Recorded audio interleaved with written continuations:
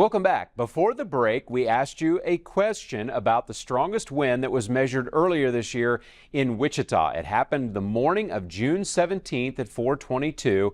Wichita had a record wind speed. Do you know how fast it was? The correct answer is 102 miles per hour clocked at Wichita's Dwight D. Eisenhower Airport. Did you get it right? This is what happened that day. A cluster of storms started in northeast Kansas, got stronger as they moved south, and this is the damage that was left behind. I was just heartbroken about it. The storm ripped off the roof of the Via Boxing Club. The gym was also damaged, and the owner didn't let the challenge set them back. They continued classes outside its location in the Plainview neighborhood.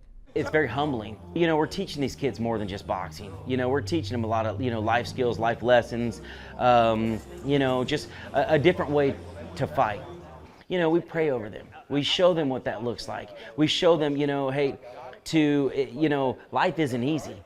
And there are going to be struggles. There are going to be storms throughout your life. You know, don't let that stop you. Keep pushing forward. Other communities were impacted as well. In fact, at one point, more than 45,000 Evergy customers were without power.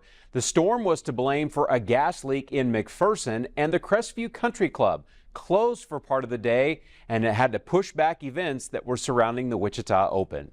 So again, let's talk about that wind record in Wichita. The gust was clocked at 102 miles per hour at Eisenhower Airport. The previous record was 101 miles per hour on July 11th from 1993, and the record before that was on July 14th, 1948, with a gust of 100 miles an hour. We've got the flood is up to our house right now. We're okay, but we live about a mile down the road from Camp Mystic, and we've already got 2 little girls who have come down the river, and we've gotten to them, but I'm not sure how many else are out there. This 911 call marks a heartbreaking story this past summer. This is the aftermath of flooding in central Texas that took the lives of girls at summer camp on the 4th of July. The 25 girls and 2 counselors were among the nearly 150 people who died. No resources. Nobody came. No fire, no EMS, Nobody came. no sheriff. Nobody came for us. Nobody. That's unacceptable. Thank you for your testimony. There have been lawsuits and some changes that have taken place since then, but some of the victims' bodies have never been recovered, including a little girl from that summer camp. Throughout 2025, we've kept an eye on the rain, and there's been a lot of it and the impact it has had on the drought in Kansas. Flooding did become a concern here at home. Just take a look at this map in central Kansas showing us some areas that were hit hard by flooding on September 8th. Rice, Ellsworth, Lincoln, Ottawa, and Saline counties saw some flooding. Some areas ended up with 12 inches of rain. But take a look at this video. West of Salina, we had incredible rainfall. The storms were slow to move, and people were left with this: closed roads and homes that were damaged too. Never seen it this high, and definitely never seen it that far out. Some of that water took days to recede. Governor Laura Kelly issued a state of disaster emergency for counties that were impacted by the widespread flooding. As meteorologist Peyton Sanders shows us, it also was a slight setback for one of the biggest events in the state. And as we look at more heavy rain events this year, you might remember the state fair this year started out with some rainfall in the area with cool temperatures too. I was there. It was a very cool start to the state fair. We also had some flooding concerns at the state fair too. Take a look at what happened this year. The Kansas State Fair getting a soggy start with rain falling on its opening day, but by Monday the 8th, it was left like this. The pond? I would say if there wasn't people walking around, we could build like a little aquarium and let goldfish swim in it.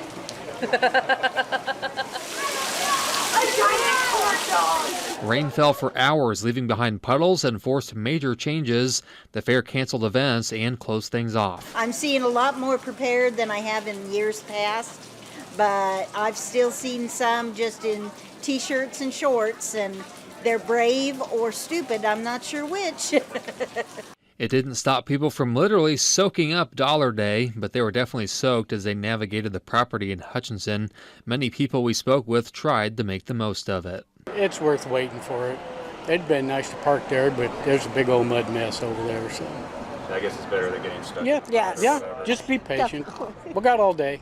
The flooding made a mess of the parking lots. Organizers shuttled people from off-site lots so they could avoid this muddy mess. The fair's general manager said the community stepped up to help people get to their favorite fair traditions. Just hoping that they run late coming home tonight so I don't have to walk back from the late night at the fairgrounds to back to here. The Kansas State Fair saw a decline in attendance in 2025 with more than 300,000 visitors. The year before, 321,000 people visited the State Fair. And if you want to plan ahead for 2026, mark your calendars for September 11th through the 20th for next year's Kansas State Fair. To number 6 on our weather moments of 2025, let's take you to June 3rd. That's the day when we had extensive flash flooding in south central Kansas, and law enforcement officials helped respond to 70 calls of cars submerged in Wichita. That day, parts of El Dorado were evacuated as the Walnut River was rapidly rising, and residents on the northwest part of town were evacuated because of the flooding concerns. I just hope it doesn't do too much damage, especially. I mean, we need the rain, but not like this. Even a couple of days after the flood event, El Dorado Lake sat at 5.8 feet above normal stage, and the El Dorado School District had to cancel events and activities due to the bad weather and travel restrictions. The storm didn't just leave behind a big mess, but it took people several weeks to clean up from the flood. On the coast, people were concerned about hurricane season. We're watching water levels because the Atlantic Basin produced 13 named storms and 5 hurricanes. The season started with Tropical Storm Andrea in late June and ended with Hurricane Melissa, which formed in late October. The hurricanes never made landfall in the U.S., but they did touch many other communities, and Melissa took more than 100 lives and caused up to $15 billion in damage to the country of Jamaica alone. Next, not all the weather events in 2025 were bad. In fact, Kansans didn't have to travel far to catch a glimpse of this. Plus, Kansas communities showed their strength as they rebuild. A look at how they're moving forward today as Weather Focus continues.